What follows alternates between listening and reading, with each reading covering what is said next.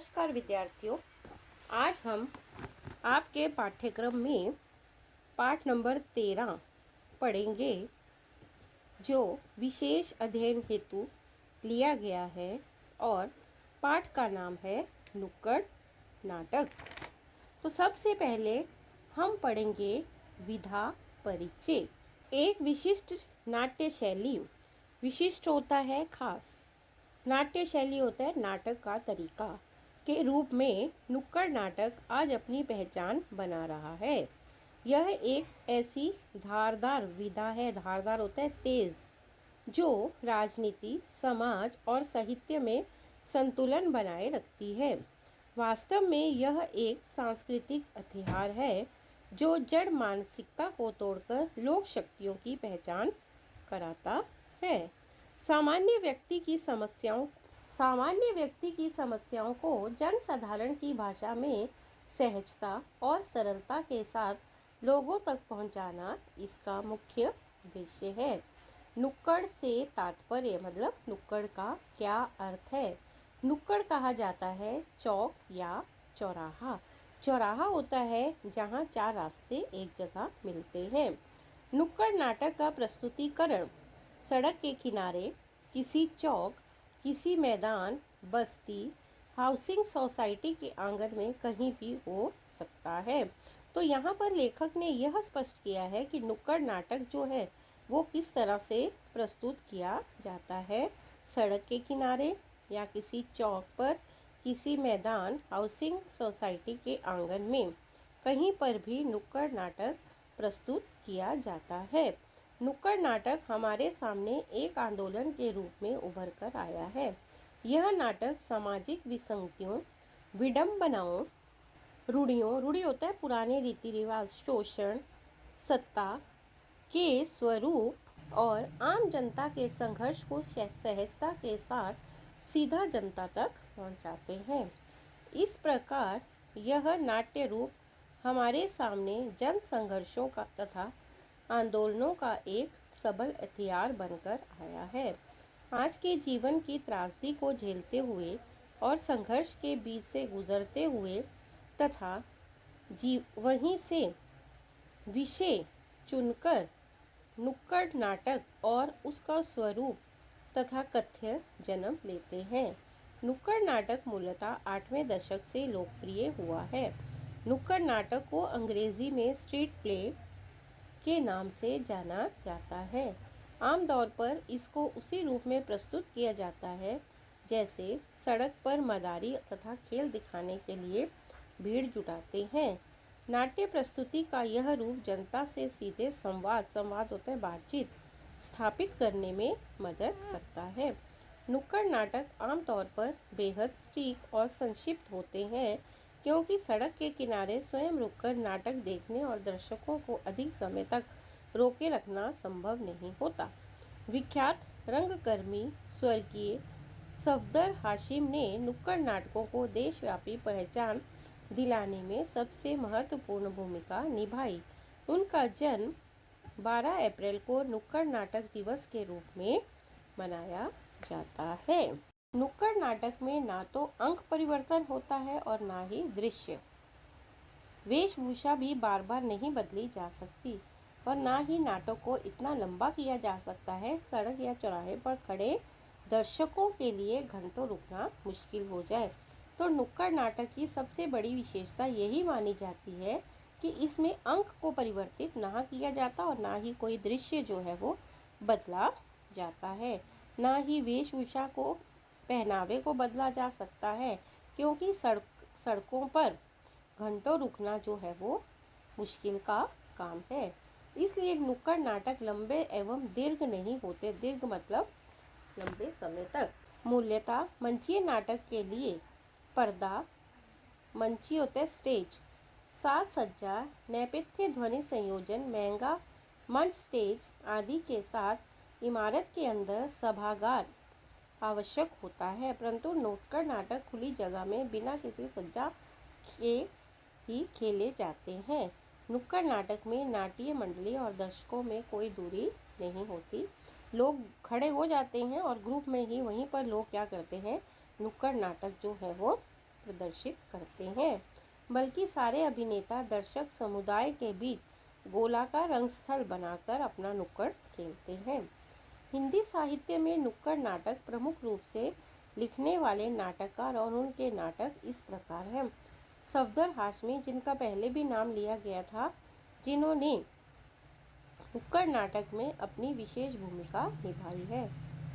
गुरु चरण सिंह, नरेंद्र मोहन, शिवराम, ब्रजमोहन, सुरेश वशिष्ठ, असगर फजाहत, राजेश कुमार आदि नुक्कड़ नाटक समाज परिवर्तन हेतु सकारात्मक उद्देश्य को केंद्र में रखकर निरंतर प्रदर्शित करने वाले अनेक नाट्य संस्थाएं कार्यरत हैं। भारतीय जनजीवन के लिए 8वां दशक सामाजिक, राजनीतिक, आर्थिक तथा सांस्कृतिक दृष्टि से विभिन्न समस्याओं से भरा था। तो 8वें दशक में ये माना जाता है कि भारतीय जनजीवन जो है वो बहुत सी समस्याओं से भरा हुआ था, जैसे बेरोजगारी, अशिक्षा, असुरक्षा, नैतिक मूल्यों का पतन, गलत रूढ़ियाँ, महंगाई, भ्रष्टाचार, मौलिक अधिकार का हनन, किसान मजदूरों का शोषण आदि समस्याओं को अकराल विकराल रूप धारण किया था कई तरह का। तो ये सब समस्याएं जैसे बेरोजगारी है, अशिक्षा है, नैतिक मूल्य है, महंगाई है, भ्रष्टाचार है आदि समस्याओं ने एक विकराल रूप जो है वो धारण किया हुआ था। ऐसी विकट समस्याओं से जूझने के लिए और लोगों को संगठित करके परिवर्तन लाने का कार्य नुक्कड़ नाटक ने किया। विकट होता है विशाल समस्याओं से लड़ने के लिए, और लोगों को इकट्ठा करके का कार्य जो है वो किसने किया? नुक्कड़ नाटक ने। समाज परिवर्तन, सामाजिक एकता, शोषण मुक्त समाज, स्त्री पुरुष समानता, राष्ट्रभक्ति, बेटी बचाओ बेटी पढ़ाओ, पर्यावरण संवर्धन, जल संरक्षण आदि विषयों के बारे में लोगों में चेतना जगाने में नुक्कड़ नाटक ने अपनी महत्वपूर्ण भूमिका निभाई है। आज नुक्कड़ नाटकों में के विषय में व्यापक होने लगे हैं। इन विषयों में घर से लेकर मोहल्ले, शहर, गांव, महानगर के ज्वलन प्रश्न तक आने लगे हैं। प्रशासन भी कई महत्वपूर्ण सामाजिक संदेशों के प्रसारण के लिए नुक्कड़ नाटक से सहायता लेते हैं। प्रशासन भी सामाजिक संदेश पहुंचाने के लिए किसका सहारा लेते हैं? नुक्कड़ नाटकों का। जैसे जल की समस्या है, रक्तदान को बढ़ावा देना है, प्लास्टिक बंदी है, प्रौढ़ साक्षरता है, बेटी बचाओ बेटी पढ़ाओ आदि सामाजिक सरोकार बनाने वाले प्रेरणाप्रद विषयों पर नुक्कड़ नाटक जनहितार्थ प्रस्तुत किए जाते हैं। जनहितार्थ होता है लोगों की भलाई के लिए। इन समस्याओं से लोगों को जागृत करने के लिए हम नुक्कड़ नाटक का प्रयोग करते हैं। जन जन तक अपनी सहजता से पहुंचाना इसका क्या रहता है? मुख्य उद्देश्य रहता है। व्यक्ति को जब भी किसी बात की चुभन अनुभव होती है तभी वह भीतर से बदलने को तैयार होता है। तथ्य के स्तर पर जहां परिवर्तन सामाजिक, राजनीतिक, आर्थिक एवं सांस्कृतिक समस्याओं से नुक्कड़ नाटक सीधे जुड़ा हुआ है, वहीं तकनीक के स्तर पर अपनी और कुछ खास खूबियों को साथ लिए हुए हैं। पारस्परिक मंचीय नाटकों के विपरीत तथा मंचीय और दार्शनिक के बीच की दूरी पाटते हुए जनता के बीच साक्षात्कार करना और तामझाम से उत्पन्न भ्रम को तोड़कर आम जीवन से सीधे जुड़ना जैसे तत्व नुक्कड़ नाटकों के विकास में पोषक रहे हैं। भारत में नुक्कड़ नाटकों की शुरुआत सामाजिक आवश्यकता के रूप में हुई। सामाजिक परिवर्तन की आवश्यकता को देखते हुए अनिष्ट रूढ़ियों, अनिष्ट होता है गलत रीति रिवाजों और परंपराओं को चोट करने के लिए इसका उपयोग किया गया। अव्यवस्था के प्रति असंतोष तथा जन सामान्य को अपने अधिकारों के प्रति सचेत करने के लिए भी नुक्कड़ नाटकों को माध्यम बनाया गया। धीरे धीरे नुक्कड़ नाटक कला की एक महत्वपूर्ण शैली के रूप में अपना स्थान बना चुके हैं। तो नुक्कड़ नाटक के विषय में विधा लेखन में जो हमने जानकारी पर बताई, उसमें लेखक के कहने का अर्थ ये है कि नुक्कड़ नाटक 8वें दशक में क्या हुए हैं, लोकप्रिय हुए हैं। नुक्कड़ माने चौक या चौराहे को कहते हैं। इस नाटक का प्रस्तुतिकरण जो है किसी सड़क, मैदान, बस्ती में कहीं भी हो सकता है। इन नाटकों का प्रस्तुतिकरण सामाजिक संदेशों के प्रसारण के लिए किया जाता है। नुक्कड़ नाटक राहों में या चौक में खड़े होकर किया जाता है। जनता से सीधे संवाद करने वाले इस नाटक के लिए वेशभूषा, ध्वनि संयोजन जैसी चीज़ों की आवश्यकता नहीं होती है। जन जन तक समाज हित की बात सहजता से पहुंचाना ही नुक्कड़ नाटक का उद्देश्य माना जाता है। अब नुक्कड़ नाटक की विशेषताएं। तात्कालिकता, किसी भी घटना, समस्या या वर्तमान जीवन पर सीधे असर होता है। नुक्कड़ नाटक का लेखक किसी तत्कालिक ज्वलित समस्या को लिखकर उसकी प्रस्तुति करता है ताकि उस विषय के प्रति लोगों को जागरूकता निर्माण हो।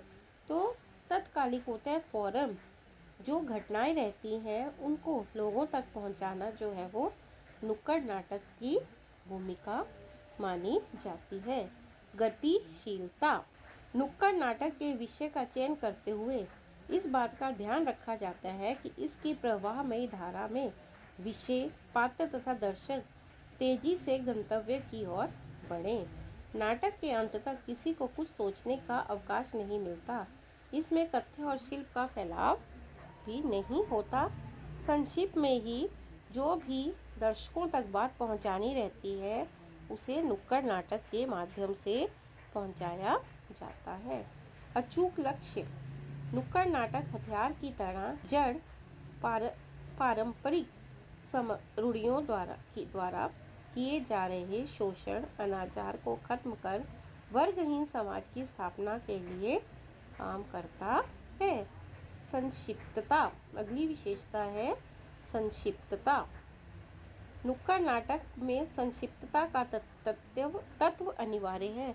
जितना शॉर्ट में नुक्कड़ नाटक प्रस्तुत किया जाता है उतना ही उचित माना जाता है। लंबे लंबे संवाद या विषय का विस्तार इन नाटकों को उबाऊ बना देता है। उबाऊ हो जाना, उब जाते हैं लोग, ज़्यादा सुनने को रास्ते पर तैयार नहीं रहते हैं।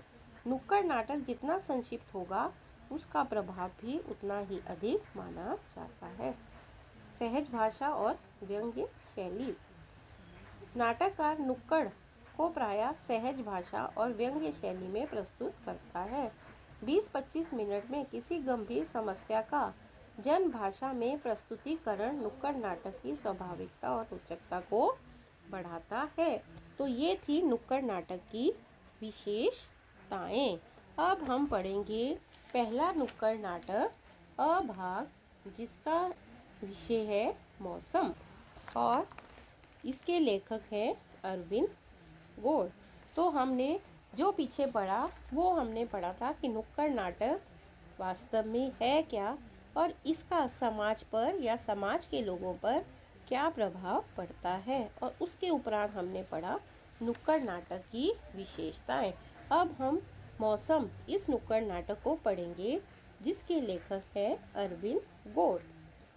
लेखक परिचय। अरविंद गोड़ जी का जन्म 2 फरवरी 1963 को शाहदरा, दिल्ली में हुआ।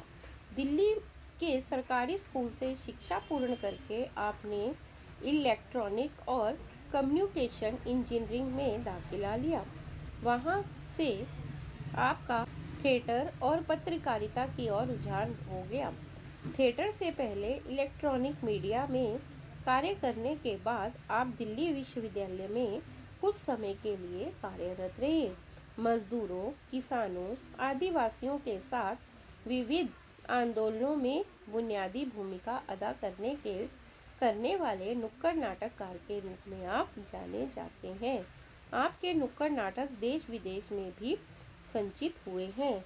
प्रमुख कृतियाँ: नुक्कड़ पर Dastak, untitled, I will not cry, एहसास तथा कुछ पटकथाएं। गॉड गॉडजुई निर्देशित नाटक कोर्ट मार्शल का भारत में 450 से अधिक बार मंचन। पाठ परिचय। अरविंद गौड़ जी ने मौसम नुक्कड़ नाटक में मानव जीवन से जुड़ी विभिन्न सामाजिक समस्याओं को उजागर किया है। पानी की समस्या दिन ब दिन विकराल रूप धारण करती जा रही है। प्रकृति से छेड़छाड़ करने के कारण ऋतु चक्र में अनियमितता आ गई है। मौसम में क्या आ गई है? परिवर्तन। नियत समय पर बारिश नहीं होती और कहीं होती है बहुत अधिक, कहीं बहुत कम। जल संचय नहीं हो पा रहा है। जहाँ संचय है वहाँ विभिन्न उद्योगों के कारण जल प्रदूषित होता जा रहा है। प्लास्टिक के अत्यधिक उपयोग के कारण जल के बहाव में रुकावट आ रही है। शिविरों में कूड़े कचरे के साथ प्लास्टिक जमा हो रहे हैं। प्रस्तुत नुक्कड़ नाटक के माध्यम से लेखक ने इन समस्याओं का चित्रण कर सबका ध्यान इस ओर आकर्षित किया है। इस रचना में पहला दृश्य है जिनके माध्यम से बारिश की अनियमितता के कारण सामाजिक जीवन में होने वाली परिणामों का उजागर किया है। गीत 1। देख ले ओ इंसान तूने क्या कर दिया, देख ले तू इंसान तूने क्या कर दिया, आकर तू देख ले इस नाटक में, आकर तू देख ले इस नाटक में। क्या है मेरी तेरी जिंदगी, क्या तूने की वफादारी, क्या तूने लूट लिया इस संसार से, हो। देख ले ओ इंसान तूने क्या कर दिया, आकर तू देख ले इस नाटक में। क्या है तेरी जिम्मेदारी, क्या तूने की वफादारी, क्या तूने लूट लिया इस संसार से, हो। दृश्य 1। आदमी 1। यह देख। आदमी 2। भाई कितना गंदा पानी है, इस पानी को पीलिया हो गया है क्या। आदमी 1। ये पानी हम सबके घरों में आता है और इस पानी की वजह से मेरा यह हाल हो गया है। आदमी 2। यार तू तो गंजा हो गया है एकदम। आदमी 1। तेरे तो बहुत बाल हैं, तू कौन सा पानी इस्तेमाल करता है। आदमी 2। मेरे घर में भी ऐसा ही पानी आता है, लेकिन हम मिनरल वाटर का बड़ा वाला जार लेते हैं। आदमी 1। वह 90 रुपए वाला। आदमी 2। हाँ वही, मैं और मेरी बीबी उसी का पानी पीते हैं, उसी से नहाते हैं, और जिस दिन वह जार ना आए तो मेरी बीबी नहाती ही नहीं। आदमी 1। धत तेरे की। आदमी 2। क्या करे, बीबी के लिए इतना तो करना ही पड़ता है। तो पहले दृश्य में पानी की कमी इस विषय पर नुक्कड़ नाटक प्रस्तुत किया गया है। मनुष्य को पानी के प्रति लापरवाही से आज लोगों को पानी की कमी महसूस हो रही है। जो पानी उपलब्ध है उसे भी हमने दूषित किया है। इस कारण आजकल मनुष्य पीने या नहाने के लिए पानी खरीद रहा है। तो इस पहले दृश्य में लेखक ने पानी की कमी इस समस्या को हमारे सामने प्रस्तुत किया है कि मनुष्य किस तरह से पानी की समस्या का सामना करते हुए आज मनुष्य को पानी जो है वो भी क्या करना पड़ रहा है, खरीदना पड़ रहा है। दृश्य 2। भाई अक्टूबर आ गया, अभी तक मानसून नहीं आया और ऊपर से इतनी गर्मी, धूप। 2। लगता है प्रकृति हमसे नाराज हो गई है, खुद ही ले लो। कहीं बाढ़ आ रही है, कहीं सूखा पड़ रहा है, समझ नहीं आ रहा क्या हो रहा है। आदमी 3। भैया देखना, दिसंबर जनवरी में बारिश होगी बेमौसम। 4। पूरी दुनिया में कलयुग फैल गया है, कलयुग, और वह भी तुम जैसी पापियों की वजह से। कूड़ा करकट तुम फैलाओ, पॉल्यूशन तुम करो, गंदगी तुम फैलाओ। आदमी 1। अच्छा जी भाई, और जो आपकी 4 फैक्ट्रियां हैं उनका कूड़ा कचरा कहाँ पर जाता है। वहाँ जहाँ बाकी फैक्ट्रीज का जाता है। बोलो अभी नदियों की। कोरस जय। बस इसलिए प्रकृति हमसे रुष्ट है। आपके कहने का मतलब है कि मेरे अकेले की फैक्ट्री की वजह से प्रकृति नाराज हो गई है। जी नहीं, हम सब की वजह से। दूसरा दृश्य है विकास का परिणाम। आज विकास के नाम पर फैक्ट्रियां खोली जा रही हैं। उनका कूड़ा कचरा दूसरी नदियों में छोड़ा जाता है, जिनसे जल क्या हो रहा है, प्रदूषित हो रहा है। दृश्य 3, चलो शॉपिंग के लिए चलते हैं। लेकिन आपको खरीदना क्या है? मुझे 4-5 छाते खरीदने हैं। आप बारिश छातों का क्या करोगे? बारिश तो इस बार हुई नहीं। तुमने न्यूज़ नहीं देखी, कश्मीर में बाढ़ आ गई बादल फटने की वजह से। लड़की दूसरी, लेकिन बाढ़ में छाते भी क्या कर लेंगे? लड़की एक, तो एक काम करते हैं, स्विमिंग कॉस्ट्यूम ले लेते हैं। तो लेकिन मुझे स्विमिंग नहीं आती। चिंता न करो, मेरे पास टायर ट्यूब भी है। तो यहाँ पर तीसरे दृश्य में पर्यावरण का असंतुलन हो जाना। ऋतु चक्र की में अनियमितता आ गई है ना, नियमितता नहीं हो रही है और पर्यावरण असंतुलित किया गया। तो कहीं बाढ़ आ जाती है और कहीं बरसात का इंतज़ार करना पड़ता है। इस संतुलन के लिए कौन जिम्मेदार है? मनुष्य। तो इस नुक्कड़ नाटक में तीसरे दृश्य में पर्यावरण किस तरह असंतुलित हो रहा है, इस समस्या को बताया गया है। दृश्य 4 है लोगों की लापरवाही। दोस्त एक, आपने ऑफिस में एसी क्यों नहीं लगवा लिया? इतनी गर्मी हो रही है। दोस्तों, मैंने सुना है कि एसी से गैस निकलती है और उससे वह परत होती है ना, ओजोन परत, उसमें छेद हो जाता है। दोस्त एक, आपके एक एसी की वजह से छेद नहीं होने वाला। मेरे ऑफिस में 6 एसी लगे हुए हैं। मेरी बीबी को तो सर्दी में भी एसी चाहिए। एसी चलाकर 2-2 कंबल ओढ़कर सोती है। तो यहाँ चौथे दृश्य में लोगों की लापरवाही से किस तरह से वायु क्या हो रहा है, प्रदूषण हो रहा है। आज लोग घर दफ्तर हर जगह क्या लगवाते हैं? एसी लगवा लेते हैं। और एसी से निकलने वाली गैस ओजोन परत में क्या कर देती है? छेद जो है वो करती है, जिससे क्या होता है? वायु प्रदूषण जैसी समस्याएं उत्पन्न होती है। अब हम पढ़ेंगे दृश्य नंबर 5। चलो चलो वाटर पार्क चलते हैं। मेरी भी सुन लो कोई। वाटर पार्क जाकर क्यों पैसा बर्बाद करते हो? 2 दिन से लगातार बारिश हो रही है, उससे पूरा शाहदरा स्विमिंग पूल बना हुआ है, वहाँ चलते हैं। हाँ, मिंटो ब्रिज का भी यही हाल है, पूरा डूबा हुआ है। एक बात बताओ, ये 5-10 मिनट की बारिश से घुटने तक पानी भर जाता है, इसकी वजह क्या है? वजह मैं बताता हूँ। कल जो आप मोमोज खा रहे थे, चटनी लगा लगा कर, उसकी प्लेट कहाँ फेंकी थी? वहीं रोड पर। और आप भाई साहब दुकान से जो सामान लेते हो उसकी प्लास्टिक थैलियाँ, खाली डिब्बे, बोतलें कहाँ फेंकते हो? घर के सामने नाले में। आपने हम दोनों को भी गिनवा दिया और खुद जो चबा रहे हैं इसका पाउच कहाँ फेंकते हो? बोलो बोलो, आप भी वही करते हो ना जो सब करते हैं। मैं तुम लोगों से अलग थोड़े ही हूँ। मैं भी वही फेंक देता हूँ, रास्ते में या गली में। हाँ, और वही थैली, डिब्बे और कचरा नालियों के रास्ते जाता है, नालियों में सीवर में, और ये कूड़ा कचरा और प्लास्टिक उसकी निकासी रोक देता है। तभी तो थोड़ी सी बारिश हुई कि पूरे शहर में स्विमिंग पूल बन जाता है। तो 5वां दृश्य जो है वो हमारा ध्यान किस ओर दिलाता है कि लोगों की लापरवाही। लोग खाना खाकर प्लास्टिक की थैलियाँ, पानी पीकर प्लास्टिक की बोतलें, गिलास रास्ते पर फेंक देते हैं।